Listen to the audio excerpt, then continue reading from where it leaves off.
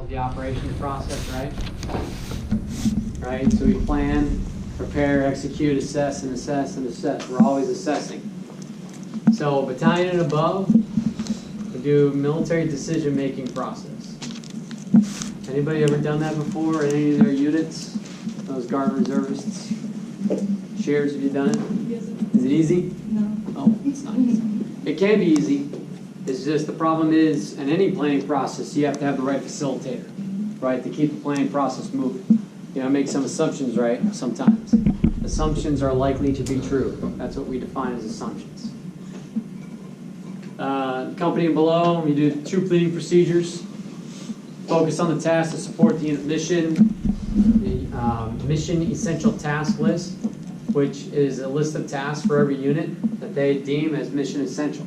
So all different types of units have different type of medal tasks, and they pull that off the Army Training Network, which is online, and I'll show you that as we go forward, is the task. It says here's the task, here's the number, here's all the steps we have to get through. Must perform to support the unit's higher mission. So everything's nested. So your medal tasks are nested with your battalion tasks, so on and so forth. They're all nested. They don't have to be the same, but they're nested, okay? Format is the operation order. Look at that. There we go. So you guys are going to be working on a battalion operations order. What are the 5 paragraphs of an op order?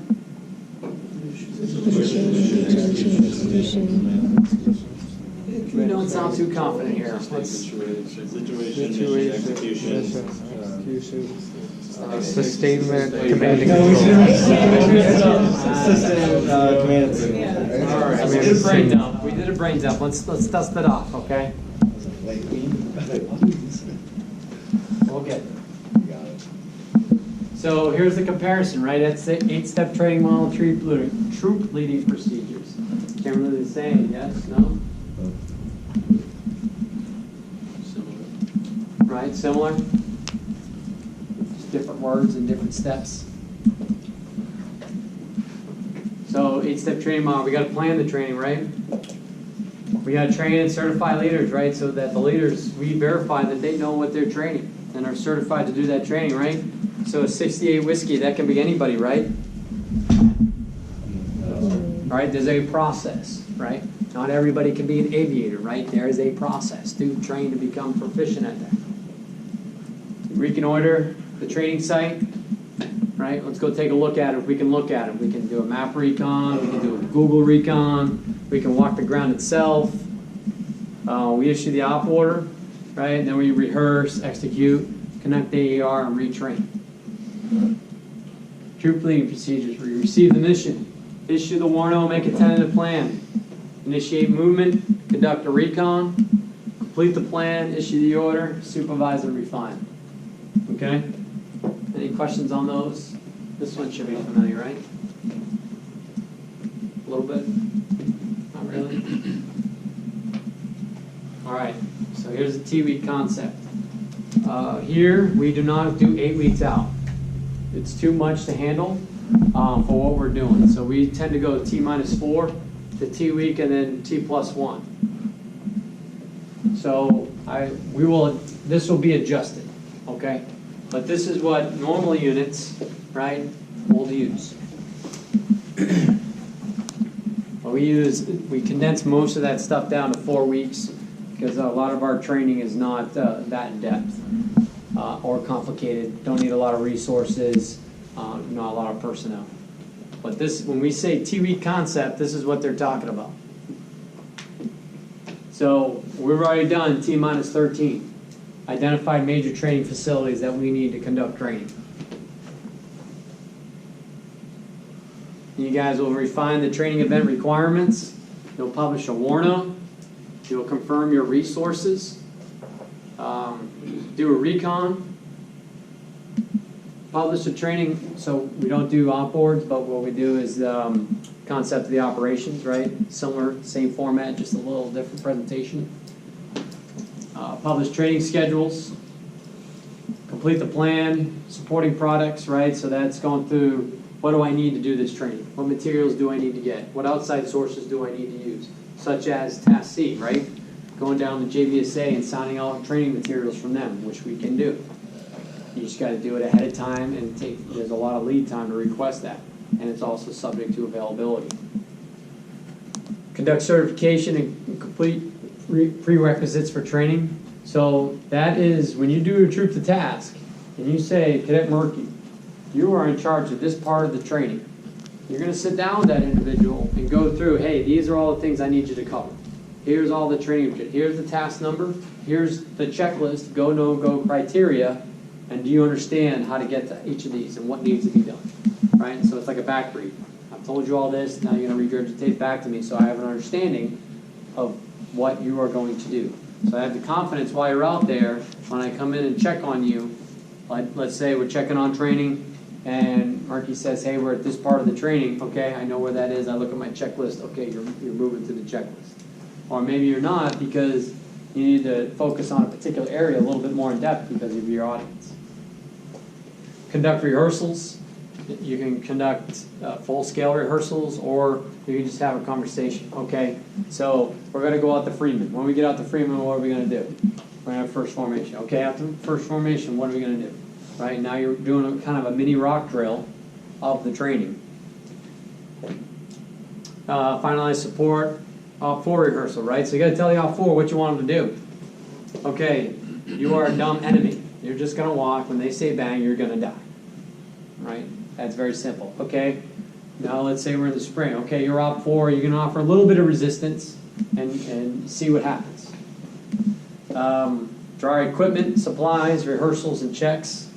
And then you execute the training, and then you do your recovery. And really what I'm most interested in T+1 is what is the output, right? What did we assess the training? Was it complete? Did we do well? Where are we deficient in? Do we have to plan some other training at another point to touch base on this material again to make sure that we've learned the material? Any questions on this?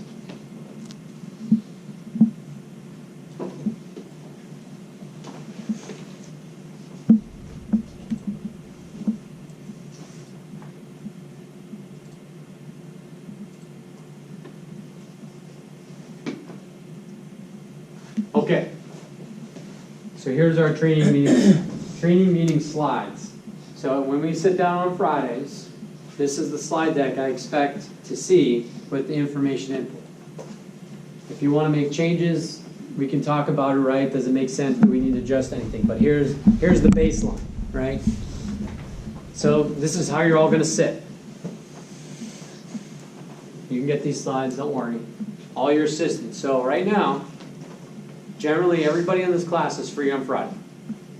There's a handful of people who are not. The only thing I do not understand is your work schedules.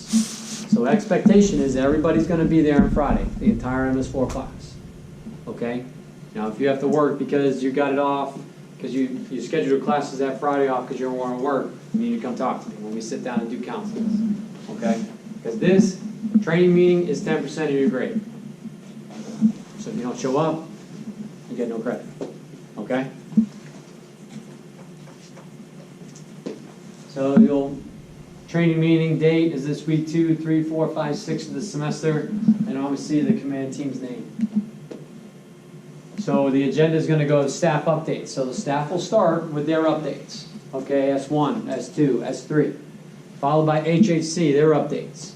Then Alpha Company, and then we'll go into lab discussion, our TWE concept, and then closing comments are at the end, depending on what's going on. Let's say we're preparing for the staff ride, we need to add some slides in there. We're planning to go to Baton, here's some training schedules, some information that may potentially fall outside that TWE concept, but we know our long-term planning.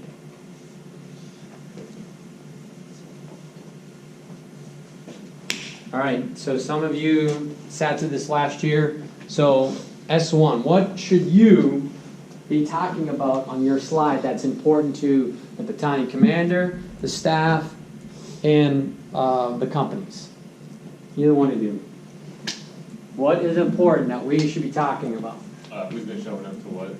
Right? And their reasons if they didn't show up, why they didn't show up. Okay, you know, attendance is kind of the big thing, right? We'll go with attendance. All right, what else?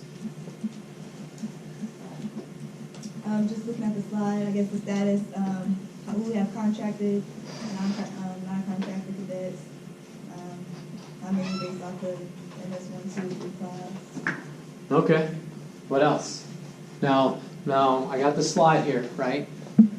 So this is open to everybody, your guard and reserves. What do you think your admin people, your unit administrator, your readiness NCO are talking about on a regular basis? So now we're kind of talking a little bit beyond us, but things that S1 unit readiness people should be talking about.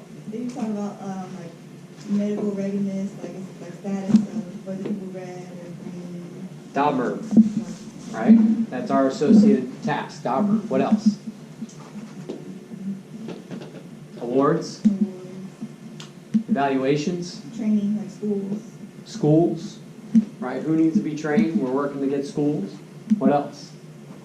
Personnel actions. Personnel actions, there we go. So 4187s, right? That's a personal action request. Some of you are familiar with it. We'll go over that later on in the semester, right? Tracking those requests that are going up to hire. Where's the status? What do we got going on? Okay? Is it approved? Is it disapproved? Do they need additional information? Okay? What else? Pay issues. Pay issues. We don't have pay issues, do we? Right? So pay issues, right? Hey, so X amount of cadets said they're not getting their stipend. Okay, let's figure out what's going on. Why aren't they getting their stipend? Did something not get turned on in the system? Do we need to do a pay inquiry? Something like that, right? What else? PT scores. Good, yeah. We can talk about PT scores. Sometimes some things kind of fall into the ops training level, and sometimes it falls into the S1. So between the staff, you figure out, hey, you know what, I want ops to focus on, I want S3 training to focus on this, and S1 to focus on these things. But it could be, depending on how you decide to distribute that workload. I think based off the numbers of like who shows up, you can base like the training off that. Like the MS4s aren't showing up, you can make the MS4s accountable for each other. MS1s aren't showing up, like you like have like either platoon sergeant or the other MS1s be accountable for each other. Because here's the other part, right? If you have people not showing up, how are you meeting your 90% training requirement? You're not, right? So Big Army, when you're out there and you're sitting there and your personnel roster shows you have 110% people, but only 85% are showing up to because they have other things going on, you're not meeting your training requirements, your training stats. So that might be part of this. All right, so S2, 3. So does weather have an impact on training? Yes. How? Only rain. You like Oh, not necessarily. If it's a unusually high heat index that day, you might have to make sure people plan accordingly by bringing additional water source. Okay, what else? How does weather impact training? Does it impact training? Yes. What else?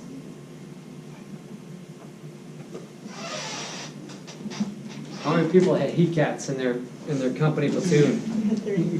We had 3 in one day. I had 3. So let me tell you, I had 3 heat cats in less than 20 minutes. That was us Yeah. too.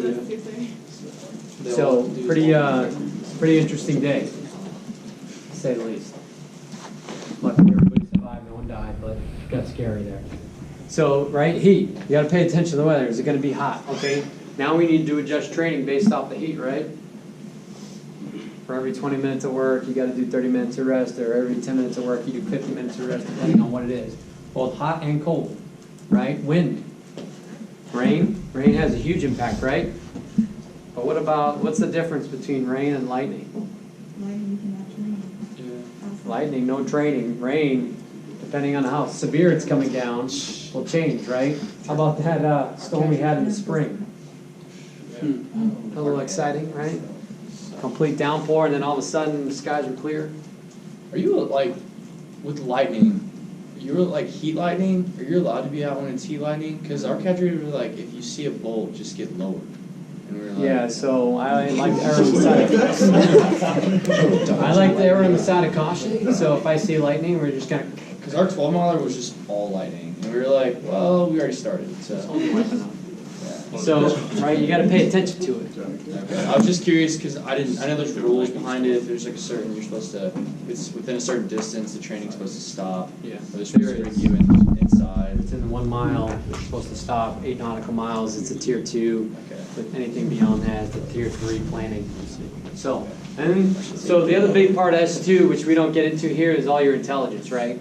So if you got, you're deployed somewhere, or you get intel briefs, stuff like that, but we don't get into that. Most of the stuff is weather related or any scenario driven information, right? All right, so S3 usually has the largest portion of this brief. So again, this is what they used last year. We stayed with it if we want to make adjustments. So they talked about COOPs, current projects, if there's any RFIs out there, requests for information, what's important, really what's important to the group. And then any issues that either are ongoing being worked or potentially needs to be brought up to the commander for his action, his or her action, right? So issues would be like, hey boss, we're trying to work this thing right now. We're not getting much success with, getting this training area, so on and so forth. We may need you to interject to either talk to somebody at the higher level or weigh in on it. So really issues are issues that the commander needs to be aware of, that, hey, we're working it or we may need you in the future, or issues across the board that staff and company commanders need to be aware of. RFIs could be an RFI to the boss. Hey boss, we're going to be coming to you to ask you for some additional information on this topic, right? So in a meeting, you tend not to ask the boss any questions because sometimes they want more information, maybe want a side brief. So this is an information brief, not a decision brief. There's a difference. So you're providing information, you're saying, hey boss, we need to come to you, we're putting together a brief to talk about X, we'll be getting on your calendar in the next week.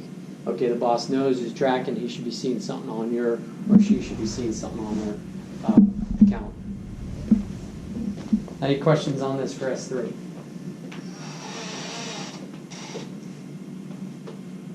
So usually there's a COOPs and a FOOPs, depending on the size and who you have. Most battalions don't have a